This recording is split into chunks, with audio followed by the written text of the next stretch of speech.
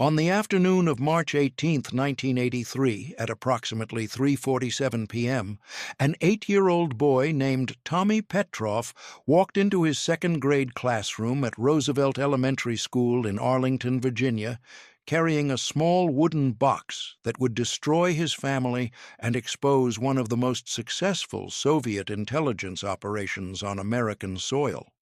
The boy had found the box that morning while playing in his father's basement workshop, drawn to its unusual weight and the strange symbols carved along its edges. Inside, wrapped in cloth, were items that made no sense to a child. Strips of paper covered in numbers, small photographs of documents, and a device with buttons and wires that looked like no toy he had ever seen. Tommy's teacher, Mrs. Linda Harrison, a 34-year-old woman who had been teaching at Roosevelt Elementary for nearly a decade, noticed the box during show-and-tell time and asked to examine it more closely.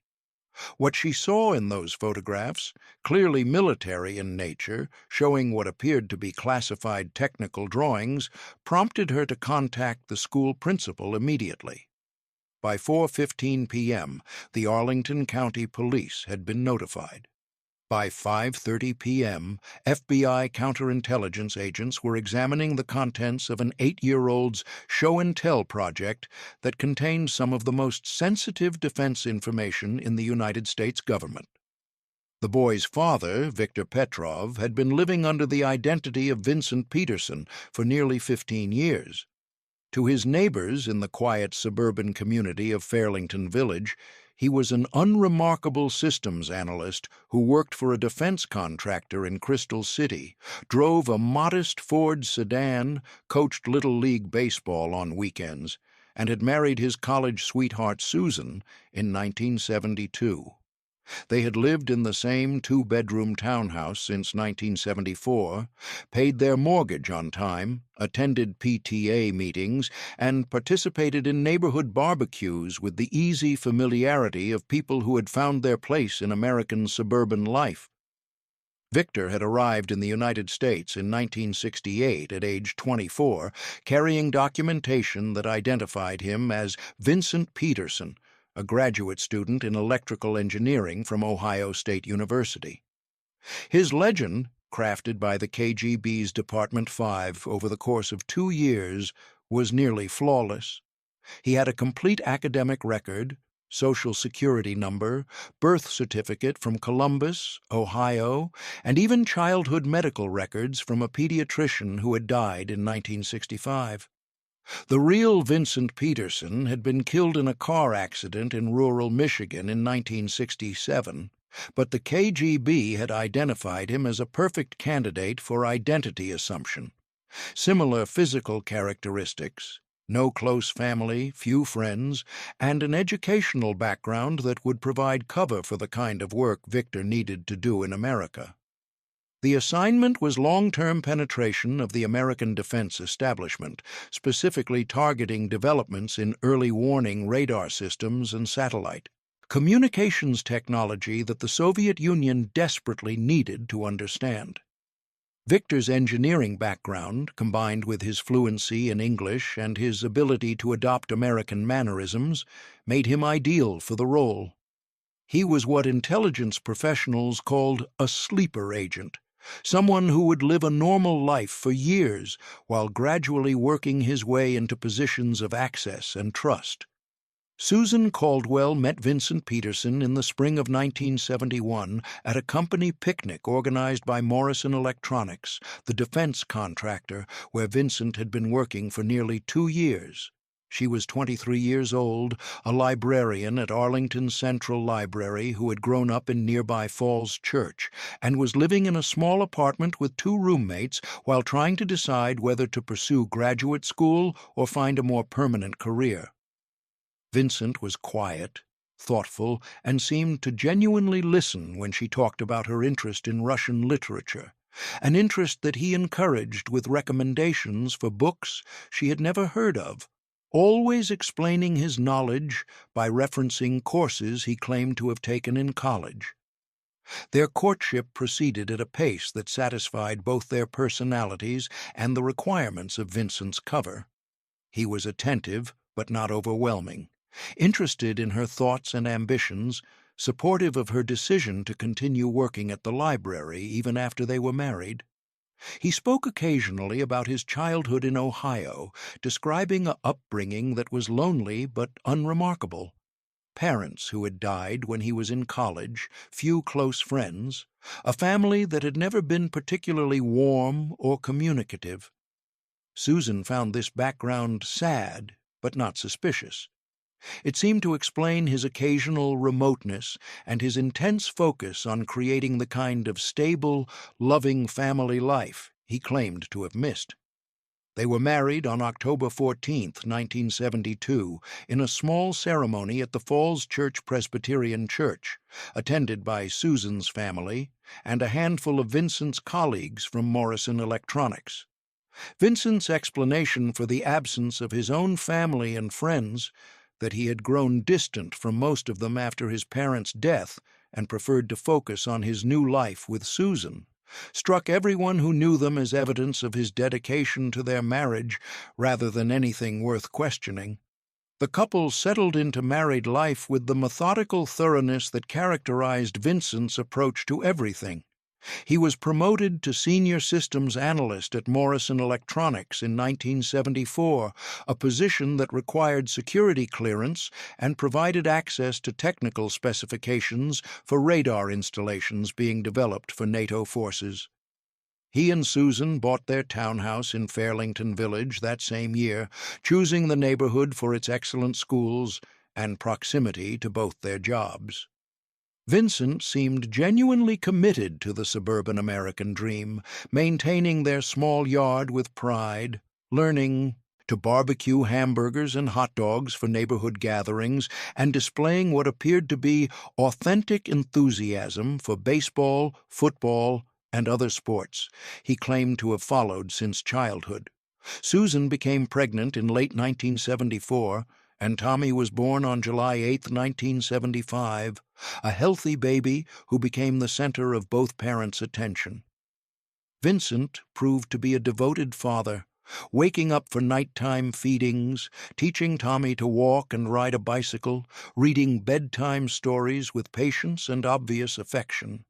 He seemed to relish every aspect of American family life, from coaching Tommy's T-ball team to organizing elaborate Halloween costumes. Neighbors and friends consistently described the Petersons as one of the most stable, happy families in their community. What none of them knew was that Vincent's basement workshop, which he had explained to Susan as a hobby space where he could tinker with electronics projects and woodworking, served as the operational center for one of the most productive intelligence gathering efforts in KGB history. Hidden behind a false wall that Vincent had constructed himself were sophisticated radio equipment, photography supplies, document copying apparatus, and encoding devices that allowed him to communicate with his handlers in Moscow and transmit the technical information he was obtaining through his work at Morrison Electronics. Vincent's access to classified materials was extensive but carefully managed. As a senior systems analyst, he was regularly briefed on new radar technologies, satellite communication protocols, and early warning systems that NATO was developing to counter Soviet military capabilities. He never took documents home, a security violation that would have triggered immediate investigation, but his exceptional memory and technical training allowed him to reconstruct detailed specifications and engineering drawings from memory, working in his basement workshop during the hours when Susan and Tommy were asleep. The intelligence he provided was extraordinarily valuable. Soviet engineers used Vincent's reports to develop countermeasures for American radar systems to understand the capabilities and limitations of NATO early warning networks and to identify vulnerabilities in satellite communication systems that could be exploited during a potential conflict. By 1982, Vincent had been providing intelligence for more than a decade, and his material was being distributed to the highest levels of Soviet military planning. His operational security was meticulous. He had no direct contact with other Soviet agents in the United States, received his instructions through coded radio broadcasts, and left materials for collection at dead drops in locations throughout the Washington metropolitan area. He varied his patterns carefully, never visiting the same location twice in succession, never deviating from his normal routine in ways that might draw attention. His cover identity was so thoroughly established that he had passed multiple background investigations for security clearances without raising any suspicions. The only potential vulnerability in Vincent's operation was also its greatest strength. The family life that provided perfect cover for his activities also created emotional attachments that were genuine and deep. His love for Susan and Tommy was not part of his legend or a performance for the benefit of his neighbors. Over the years, Vincent had found himself torn between his loyalty to the Soviet Union and his commitment to the American family he had created. He justified his intelligence work by telling himself that he was serving a cause greater than any individual interest. But the rationalization was becoming more difficult as Tommy grew older, and Vincent began to understand what discovery would mean for his son. The equipment in Vincent's basement workshop had been gradually accumulated over the course of 15 years, much of it disguised as legitimate electronics hobby materials, but some of it clearly specialized intelligence apparatus that would be difficult to explain if discovered. Among the most sensitive items were the encoding devices, compact but sophisticated machines that allowed him to convert his intelligence reports into numerical codes for radio transmission to Moscow. These devices, along with the classified information he had photographed and copied, were stored in several small wooden boxes that Vincent had crafted himself, designed to look like ordinary woodworking projects, but containing hidden compartments that could conceal materials from casual inspection. Tommy had been fascinated by his father's workshop since he was old enough to walk down the basement stairs, drawn to the tools, the works in progress, and the mysterious adult world of his father's hobbies. Vincent had always been careful to keep the boy away from the area where sensitive materials were stored, but as Tommy grew older and more curious, maintaining this separation became increasingly challenging. The boy was bright, mechanically inclined, and naturally drawn to understanding how things worked, all qualities that Vincent was proud of as a father but worried about as an intelligence operative. On the evening of March 17, 1983, Vincent received a coded radio transmission instructing him to prepare a particularly important intelligence package for dead drop delivery. The material involved recent developments in satellite communication encryption that Moscow considered urgent, and Vincent spent several hours that night preparing photographs and technical drawings for transmission. He was tired when he finished the work, and in his fatigue he made a mistake that would prove catastrophic. He left one of the wooden boxes containing classified materials on his workbench instead of securing it in its usual hiding place. Tommy discovered the box the following morning while Vincent was at work and Susan was upstairs doing laundry. The 8-year-old boy had grown increasingly bold about exploring his father's workshop, and the unusual wooden box immediately caught his attention. It was heavier than it looked, with strange carvings along the edges that formed no pattern Tommy could recognize. When he managed to open it, the contents were even more intriguing. Strips of paper covered with numbers in neat rows, small photographs that showed technical drawings and diagrams, and a device with buttons and a small screen that looked like something from a science fiction movie. To Tommy, these items were treasures, mysterious artifacts from his father's secret adult world that seemed perfect for show and tell at school. He had been struggling to think of something interesting to bring to class, and these strange objects seemed far more exciting than the usual toys and books that other children shared. He carefully repacked everything in the wooden box and took it upstairs to his room, planning to surprise his classmates with his father's mysterious inventions. The next day, Tommy carried the box to school with the excitement of a child who believed he had discovered something wonderful. During show-and-tell time, he proudly displayed the contents to Mrs. Harrison and his classmates, explaining that his father made these things in his workshop and that he wasn't sure what they were for, but they looked important and interesting. The numbered strips of paper, he suggested, might be some kind of secret code. The photographs, he thought, might be blueprints for inventions his father was working on. The electronic device was clearly some kind of computer, probably for a very advanced project. Mrs. Harrison's reaction was immediate and alarmed. Even without specialized knowledge of intelligence operations, she could recognize that the photographs showed military or defense-related technical drawings, and the overall collection of materials suggested something far more serious than a child's innocent show-and-tell presentation.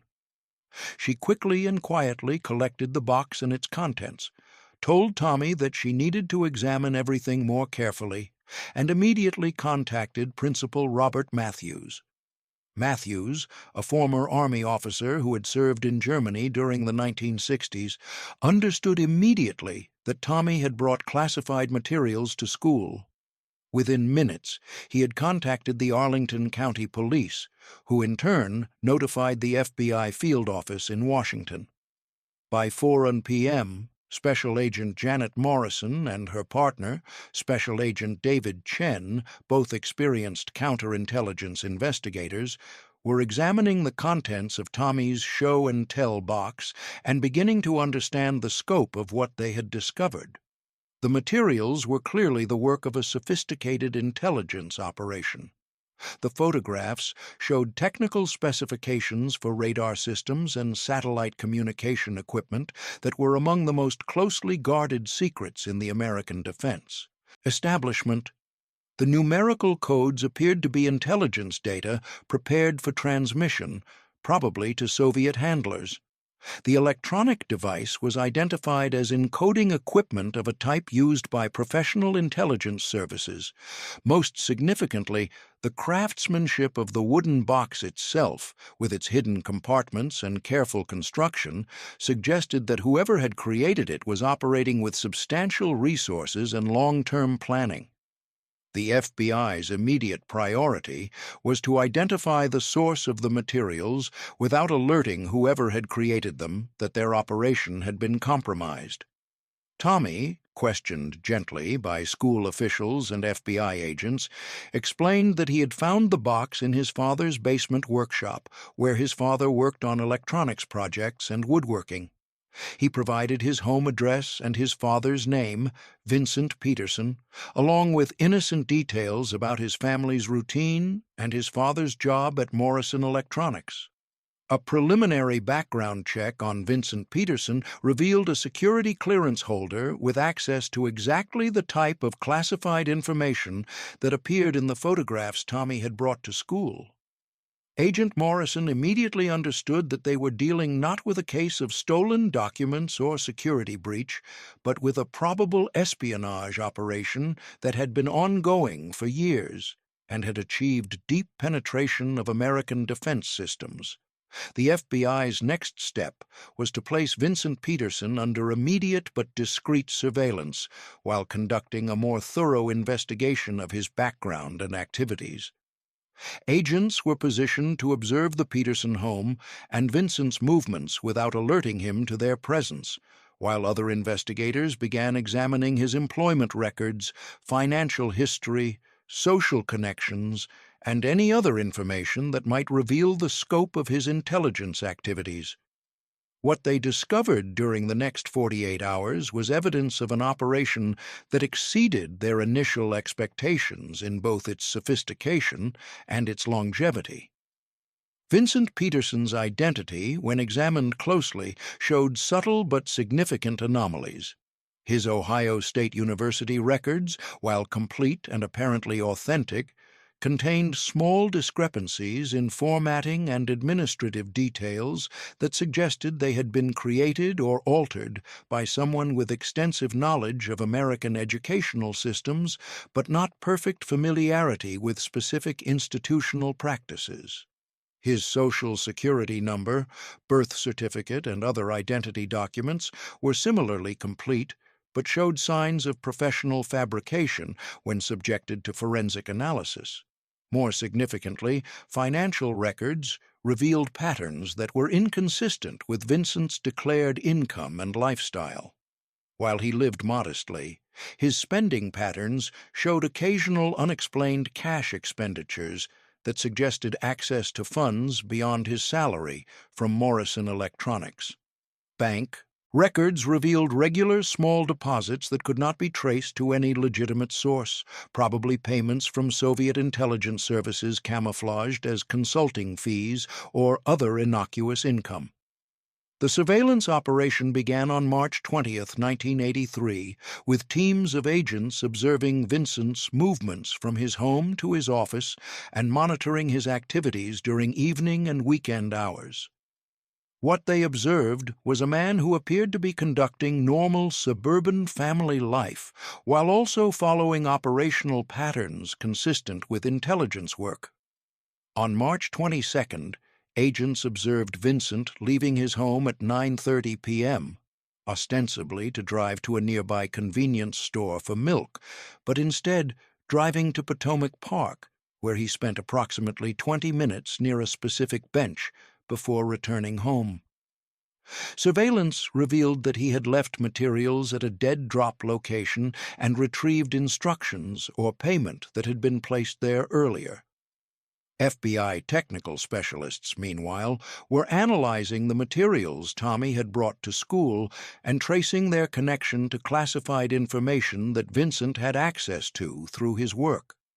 The technical drawings in the photographs were identified as specifications for a satellite communication system that was still in development, information that would be extraordinarily valuable to Soviet military planners, but was restricted to fewer than 50 individuals within the American defense establishment.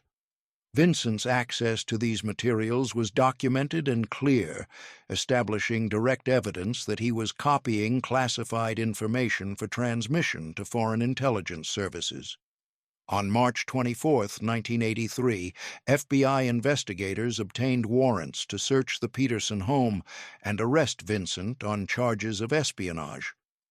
The decision was made to conduct the arrest at Vincent's office rather than his home, both to avoid traumatizing Tommy and Susan and to maintain operational security around the search of the basement workshop, where additional intelligence materials were expected to be found.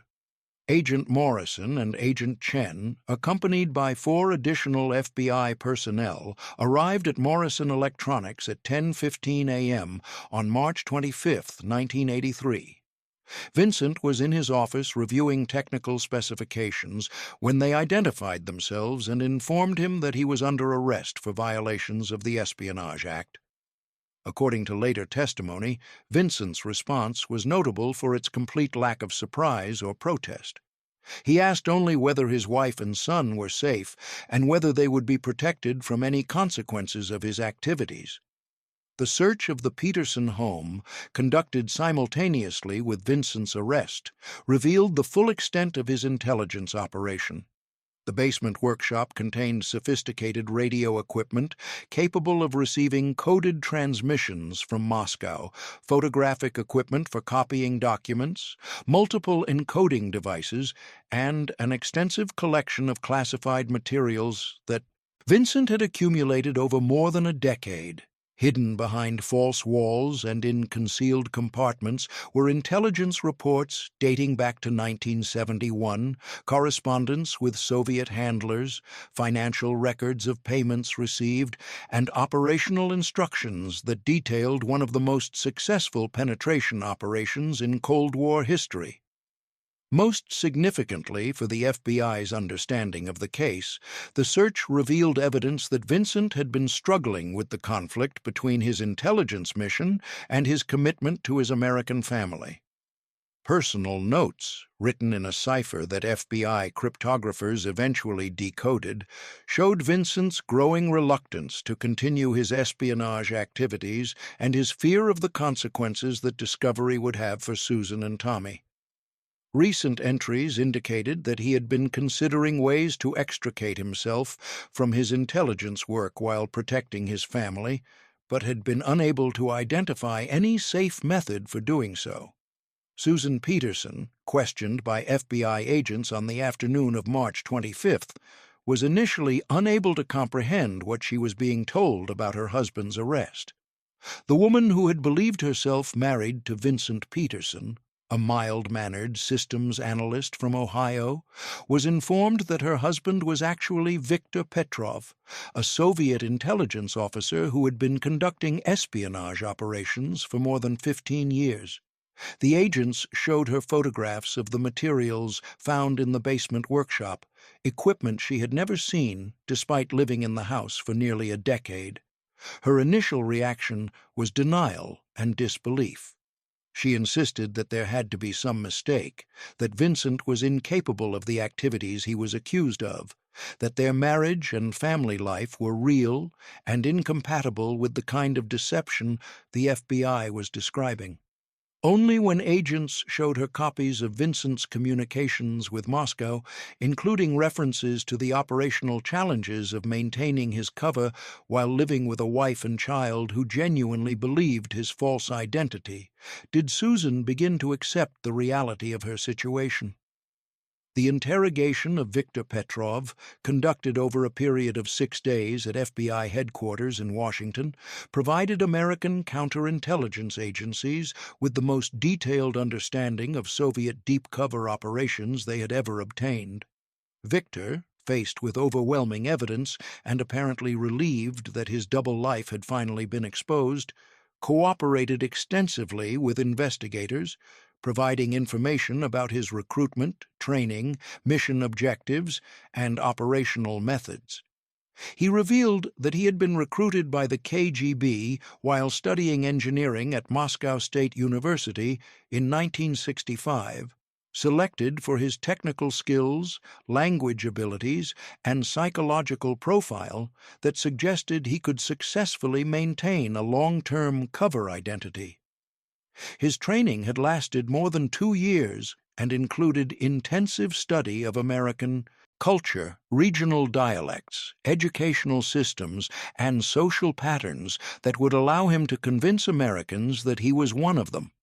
Most importantly for American security, Viktor provided details about other Soviet intelligence operations that were still active, including the identities of contacts, methods of communication, and intelligence targets that the KGB considered priorities. His information led to the identification and arrest of 3 other Soviet agents operating in the Washington area, and provided crucial intelligence about Soviet knowledge of American defense capabilities. Viktor also provided extensive information about his personal struggle to reconcile his espionage mission with his genuine love for Susan and Tommy. He explained that while his initial motivation for marrying Susan had been operational, marriage to an American citizen strengthened his cover identity and provided social credibility, his feelings for her had become real and deep over the years. Similarly, his devotion to Tommy was not part of his performance, but a genuine paternal love that had created emotional conflicts with his intelligence work. The legal proceedings against Viktor Petrov moved swiftly through the federal court system. On May 15, 1983, he was formally charged with multiple violations of the Espionage Act, including conspiracy to transmit defense information to a foreign government, unauthorized possession of classified materials, and operating as an unregistered foreign agent. The evidence against him was overwhelming, and his own confession eliminated any possibility of denial or mitigation. Victor's attorney, appointed by the court because he could not afford private counsel, advised him to plead guilty and cooperate fully with ongoing counterintelligence investigations in hopes of receiving a sentence that would allow him to eventually reunite with his family. Viktor followed this advice, providing additional details about Soviet intelligence operations and expressing remorse for the betrayal of American trust and the harm he had caused to his wife and son. On August 12, 1983, Viktor Petrov was sentenced to 25 years in federal prison, a term that reflected both the seriousness of his crimes and his cooperation with authorities. Judge Patricia Williams, in pronouncing the sentence, noted that while Viktor's espionage activities had potentially endangered American lives and compromised national security, his genuine remorse and the apparent authenticity of his family relationships suggested that he was not simply a cold-blooded operative, but a man who had found himself trapped between conflicting loyalties. The impact of Viktor's arrest and conviction on Susan and Tommy was immediate and devastating. Susan discovered that her marriage of 11 years had been based on a fundamental deception, that the man she had loved and trusted was not the person she believed him to be, and that she had unknowingly been providing cover for espionage activities that violated everything she believed about loyalty and patriotism. The financial consequences were immediate as well. Vincent's arrest meant the loss of his income, and the legal costs of dealing with the aftermath of his case quickly exhausted their savings. More traumatic was the social isolation that followed public revelation of the case. Despite FBI assurances that Susan had no knowledge of her husband's intelligence activities, neighbors, friends, and colleagues found it difficult to believe that she could have lived with Viktor for so many years without discovering his true identity. Some suspected that she was also a Soviet agent. Others simply found the situation too uncomfortable and strange to maintain normal relationships. The family was forced to move from their home in Fairlington Village when neighbors made it clear that they were no longer welcome in the community. For Tommy, then 8 years old, the consequences were equally severe but more difficult to understand. His father had disappeared suddenly, his mother was frequently crying and stressed, and their normal life had been replaced by a confusing series of interviews with FBI agents, court appearances, and legal proceedings that no one could explain to him in terms that made sense. He knew that he had somehow caused the problems by bringing his father's box to school, but adults' attempts to reassure him that it was not his fault were undermined by the obvious reality that his innocent action had triggered the destruction of his family. The psychological impact on Tommy was compounded by the sudden loss of his father, who had been an active and devoted parent. Viktor had coached Tommy's little league team, helped with homework, taught him to ride a bicycle, and provided the stable masculine presence that was central to the boy's understanding of family and security. The discovery that this father figure was actually a Soviet spy created confusion and trauma that would influence Tommy's development for years to come. Susan Peterson attempted to maintain some stability for Tommy while dealing with her own emotional crisis and financial difficulties. She kept her job at Arlington Central Library, but the stress of her situation affected her work performance and relationships with colleagues. She sought counseling for both herself and Tommy, but found it difficult to address the unique trauma of discovering that one's spouse and the father of one's child was not the person he had claimed to be for 15 years. In December 1983, 9 months after Viktor's arrest, Susan made the decision to move to Portland, Oregon, where her sister lived and where she hoped to find a community that would not know about their family's connection to the espionage case. She changed both her name and Tommy's name, reverting to her maiden name of Caldwell and hoping to create a fresh start where they could rebuild their lives without the burden of notoriety.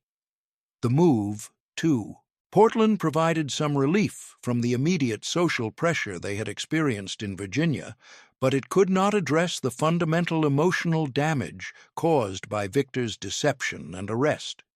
Tommy, now calling himself Thomas Caldwell, struggled in his new school, displaying behavioral problems and academic difficulties that his teachers attributed to the stress of his family situation. He was angry, confused, and guilt-ridden about his role in his father's arrest, emotions that were difficult for an 8-year-old to process or express constructively. Susan found employment as a librarian in Portland, but her salary was significantly lower than the combined income she and Viktor had earned in Virginia.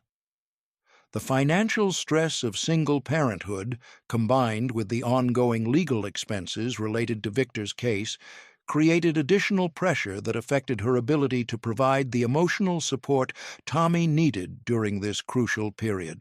Viktor Petrov, serving his sentence at the Federal Correctional Institution in Leavenworth, Kansas, was allowed limited correspondence with Susan and Tommy, but was forbidden from discussing his intelligence activities or providing any information that might compromise ongoing counterintelligence investigations.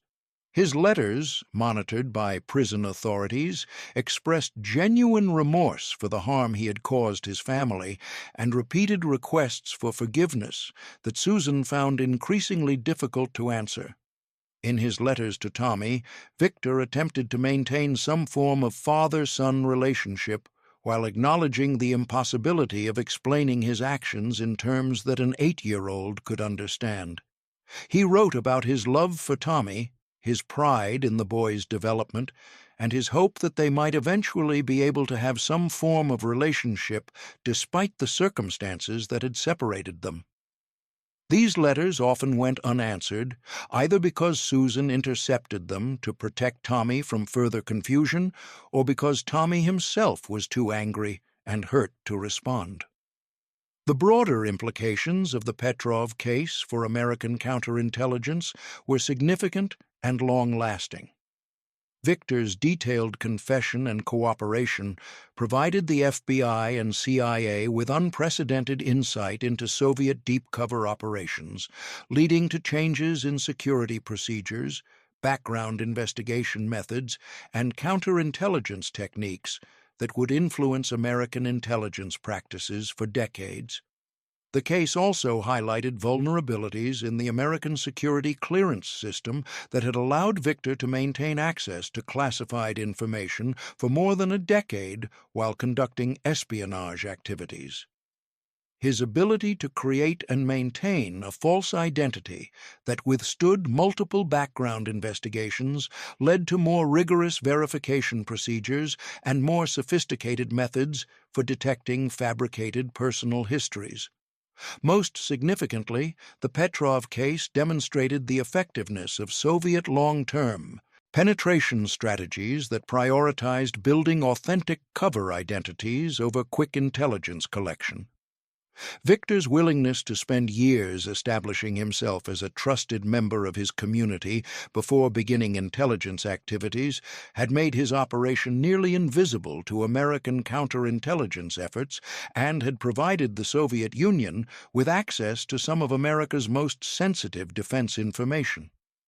The intelligence that Viktor had provided to Moscow over the course of his 15-year operation was assessed by American military analysts as having potentially altered the strategic balance between NATO and Warsaw Pact forces. His information about satellite communication systems, radar technologies, and early warning networks had allowed Soviet military planners to develop countermeasures that significantly reduced the effectiveness of American defense systems. The damage to American national security was considered severe and long-lasting. Years passed slowly for the Caldwell family in Portland.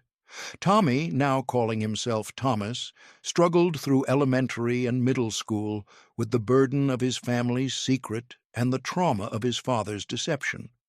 He was a bright child who performed well academically when he could focus, but he was often distracted by anger and confusion about his father's identity and his own role in exposing the espionage operation. Susan attempted to build a new life for herself and her son, but the experience of discovering that her marriage had been based on deception had made it difficult for her to trust others or form new relationships. She dated occasionally, but found it impossible to be completely honest about her past without revealing information that would inevitably change how people viewed her. The isolation and emotional burden of keeping such a significant secret took a toll on her mental and physical health. In 1987, when Tommy was 12 years old, Susan finally told him the complete truth about his father's identity and activities. She had postponed this conversation for years, hoping that Tommy would be mature enough to understand the complexity of the situation and the moral ambiguity of his father's actions. The conversation was painful and difficult, requiring Susan to explain concepts of loyalty, patriotism, deception, and family love that even adults found challenging to reconcile. Tommy's reaction was intense anger, both at his father for the original deception and at his mother for keeping the truth from him for so long. He felt betrayed by both parents and guilty about his role in destroying their family, emotions that manifested in increasingly serious behavioral problems at school and at home. He began to skip classes, got into fights with other students, and displayed a pattern of defiant behavior that concerned teachers and counselors. Despite these problems, Tommy also showed signs of the intelligence and curiosity that had led him to explore his father's workshop and inadvertently discover the espionage materials. He was particularly drawn to mathematics and science, perhaps inheriting some of his father's technical abilities, but his academic success was undermined by his emotional instability and social difficulties. In 1989, when Tommy was 14 years old, Viktor Petrov wrote a letter requesting permission to see his son, arguing that their separation had lasted long enough and that Tommy deserved the opportunity to have some relationship with his biological father. The request created a painful dilemma for Susan, who had to weigh Tommy's psychological needs against the potential trauma of reconnecting with the man whose deception had destroyed their family. After extensive consultation with counselors and considerable internal debate, Susan decided to allow Viktor to see Tommy, but only under carefully controlled circumstances and with the understanding that the meeting would be brief and might be the last contact between father and son. The meeting took place at the federal prison in Kansas on November 15, 1989, more than 6 years after Viktor's arrest. The reunion was emotionally difficult for both Tommy and Viktor.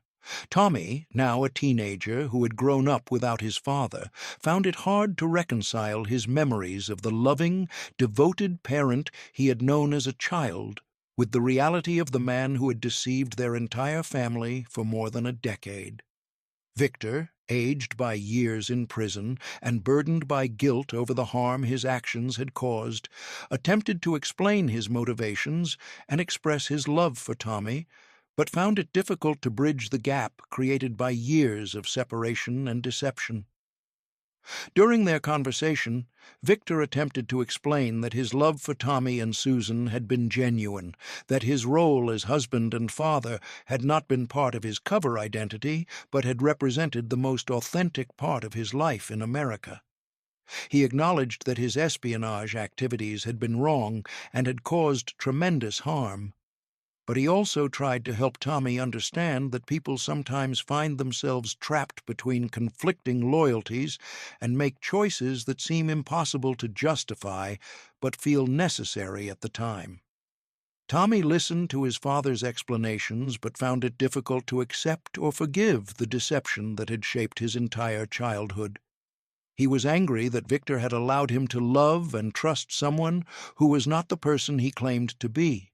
And he was hurt by the realization that their family life, which had seemed so stable and loving, had been built on a foundation of lies. The meeting ended with no resolution of these feelings, and Tommy told Viktor that he did not want to see him again.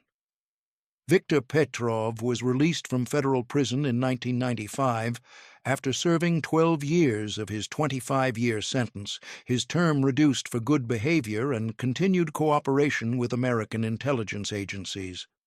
By this time, the Cold War had ended, the Soviet Union had collapsed, and the intelligence information he had provided was no longer strategically significant.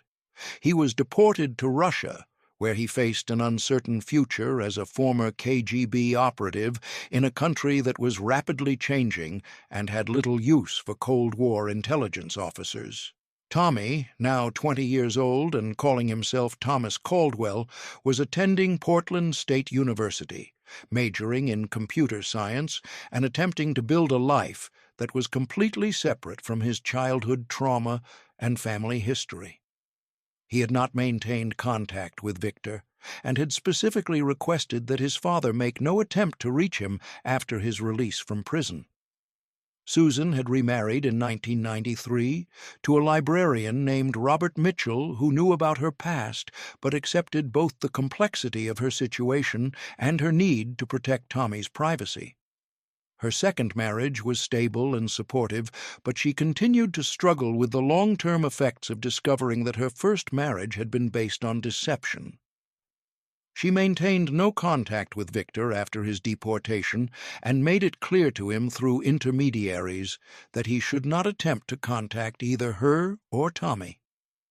The impact of the Petrov case on American counterintelligence practices continued to influence security procedures well into the 1990s and beyond. Viktor's detailed cooperation had led to the development of new techniques for detecting false identities, more sophisticated background investigation procedures, and improved methods for monitoring individuals with access to classified information. The case had also highlighted the emotional and psychological complexity of long-term penetration operations, leading to better understanding of how intelligence officers could maintain double lives for extended periods.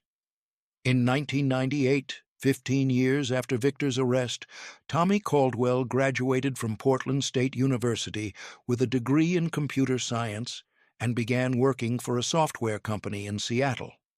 He had deliberately chosen a career that was as far removed as possible from the defense and intelligence work that had been his father's cover, and he maintained strict privacy about his family background and childhood experiences.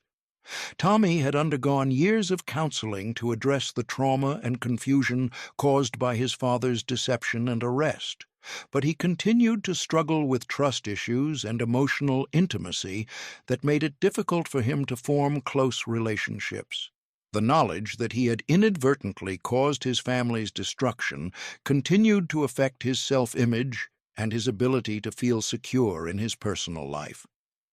He had also developed a deep interest in privacy and personal security, perhaps as a reaction to the violation of privacy that his family had experienced when Viktor's espionage activities were discovered.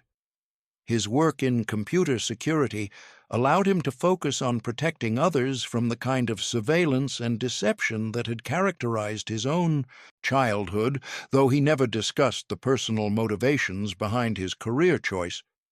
Susan Mitchell continued her work as a librarian in Portland, finding satisfaction in helping others access information while maintaining careful control over her own personal information and family history.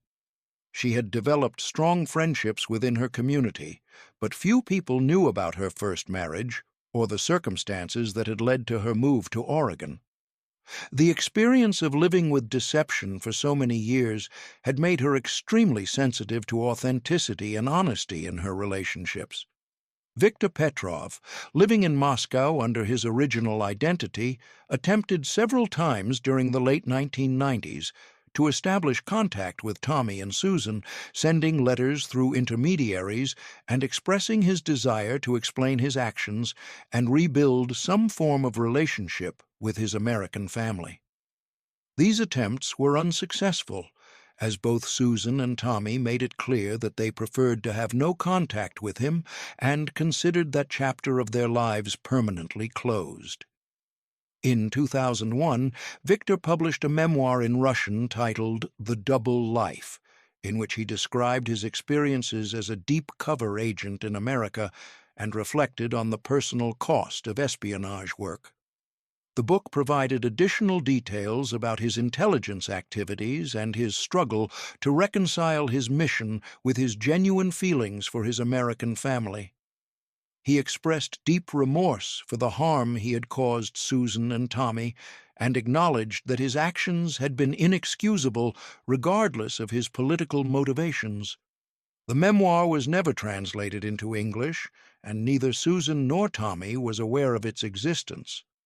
Viktor had specifically requested that his Russian publisher make no attempt to market the book in the United States, respecting his family's desire for privacy and their clear preference for no further contact with him. Tommy Caldwell married in 2002 to a woman named Jennifer who worked as a teacher and who gradually learned about his family history as their relationship deepened. The process of sharing this information was difficult for Tommy, as it required him to reveal not only his father's espionage activities, but also his own role in exposing the operation through his innocent show-and-tell presentation 18 years earlier. Jennifer's acceptance and understanding of Tommy's background helped him begin to process the guilt and trauma that he had carried since childhood. For the first time, he was able to discuss his experiences with someone who did not judge him for his family's past or his inadvertent role in his father's arrest. This relationship marked the beginning of Tommy's emotional recovery from the events that had shaped his childhood and adolescence. Their daughter, Sarah, was born in 2004, and her birth forced Tommy to confront questions about family history, identity, and the information that should be passed down to future generations. He and Jennifer decided that they would be completely honest with Sarah about her family background when she was old enough to understand it, having learned from their own experience that secrets and deceptions create more problems than they solve. Viktor Petrov died in Moscow in 2006 at age 62 from complications related to heart disease. He had never remarried or established new family relationships in Russia, living quietly and working occasionally as a translator and technical consultant. His death was reported briefly in Russian newspapers as that of a former intelligence officer, but received no attention in American media. Tommy learned of his father's death through a letter from Viktor's attorney in Moscow, who had been instructed to notify Tommy and Susan in the event of Viktor's death.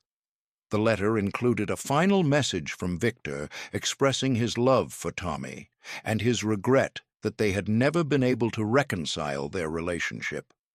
Viktor had also left a small inheritance to Tommy, money that he had saved over the years in hopes of someday being able to help his son financially. Tommy's reaction to news of his father's death was complex and conflicted.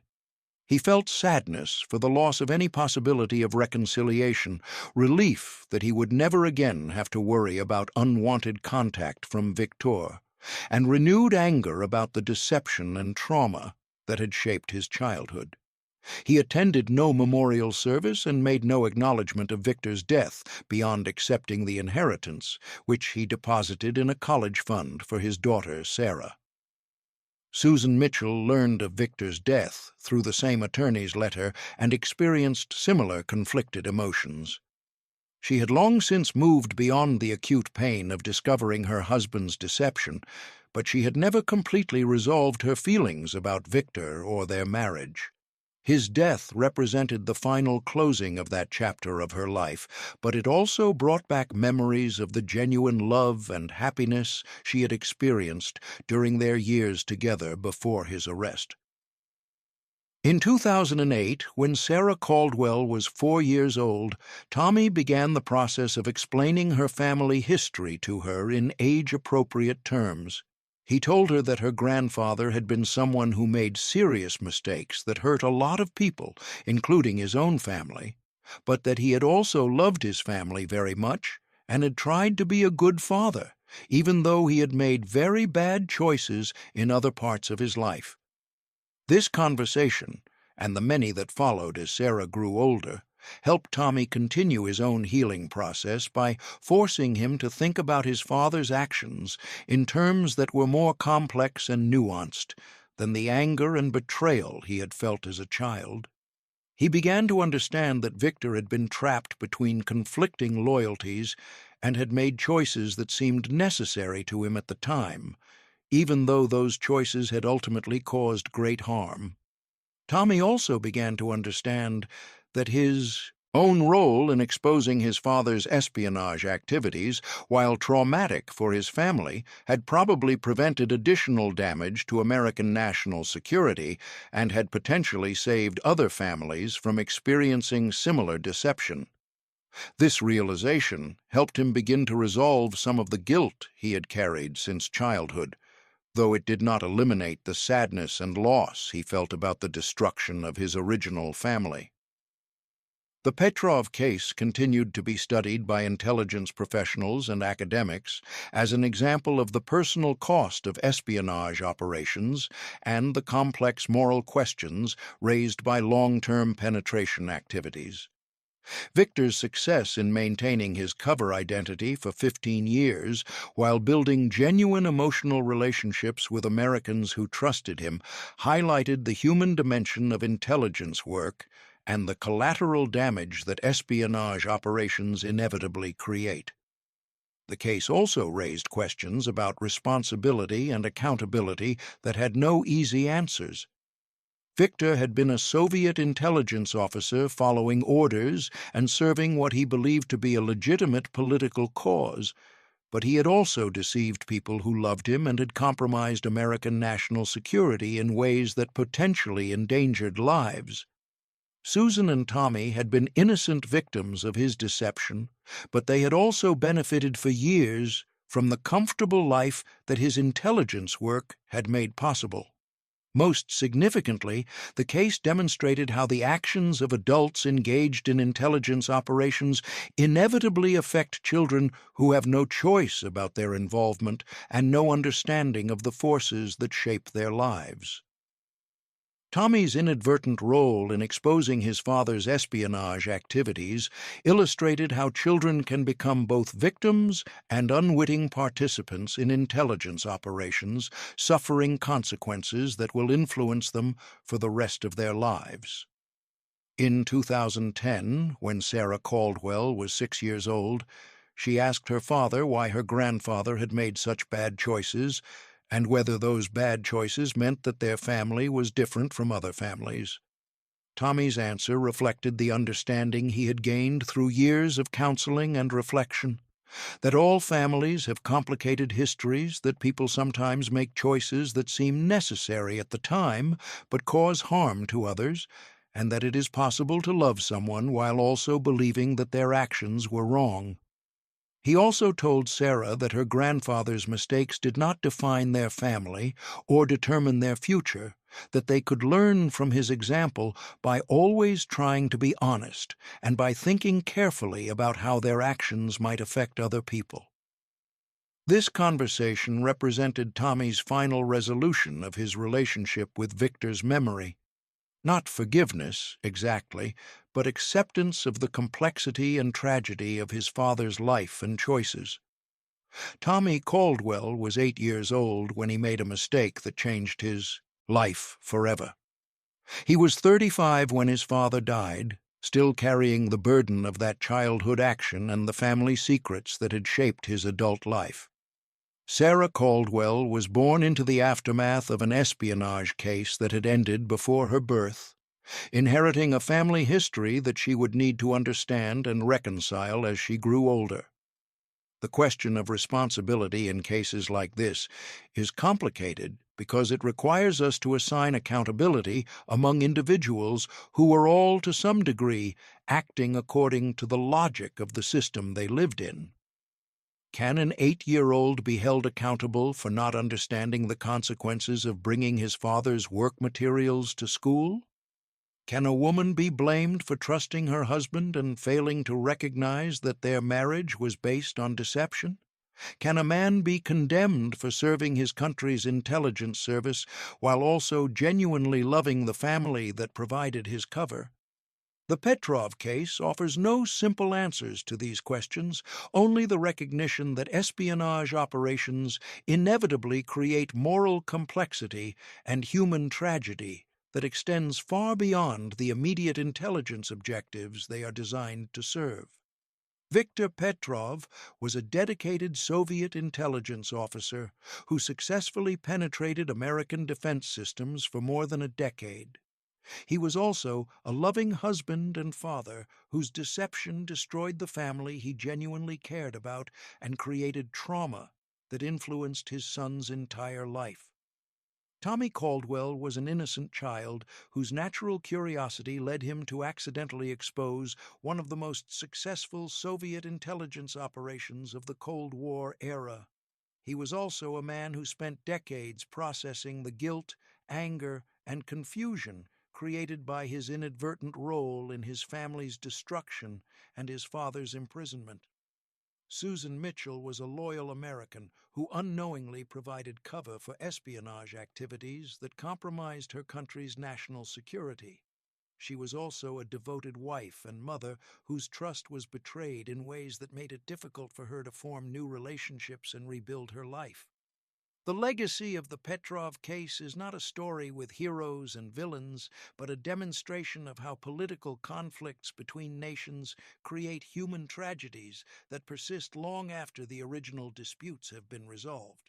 The Cold War ended in 1991, the Soviet Union collapsed, and the intelligence information that Viktor provided became strategically irrelevant. But the personal consequences of his espionage activities continued to influence his American family for decades, affecting not only his wife and son, but also his daughter-in-law and granddaughter, who inherited a family history shaped by deception, betrayal, and loss. Tommy Caldwell was 8 years old when he brought his father's espionage materials to show and tell at Roosevelt Elementary School. He was 47 when he began writing down his memories of that day and its aftermath, trying to create a record that his daughter Sarah might someday use to understand her family's history and the choices that had shaped their lives. And in between, he had spent nearly 40 years learning to live with the knowledge that an innocent action in childhood had destroyed the only family he had ever known and had made him an unwitting participant in one of the most significant counterintelligence operations of the Cold War era.